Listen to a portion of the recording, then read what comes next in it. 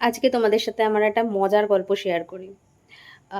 Hello friends, সবাই কেমন আছো? Good evening. সবাই নিশ্চয়ই ভালো আছো। তো মজার গল্পটা হলো, আম একজনকে মানে একজন ভদ্রমহিলা, যিনি আমার থেকে বয়সে কম করে হলেও ৭-৮ বছরের বড় তো হবেনই। তো আমি ওনাকে দেখেই বোঝা যায় যে উনি আমার থেকে বয়সে বড়। তো যাই হোক, আমি একটা কি কথার উনি আমার সাথে একটা কি কথা বললেন, ওনাকে আমি চিনি। তা ওনার কথার রিপ্লাইতে আমি ওনাকে দিদি বলেছি। তা উনি দেখলাম মুখটা কেমন বেজার করলেন। কিছুক্ষণ বাদে উনি বলেই ফেললেন যে, "তোমার ছেলে এত বড়, তোমার ছেলে কলেজে ঢুকে গেছে ফার্স্ট ইয়ারে। আর আমার বাচ্চা ছোট, আমার বাচ্চা" উনার ছেলে বলল 8 এ পড়ে বোধহয় বলল।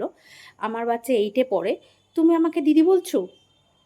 মানে উনার এই যুক্তির কাছে আমি সত্যিই হেরে গেলাম।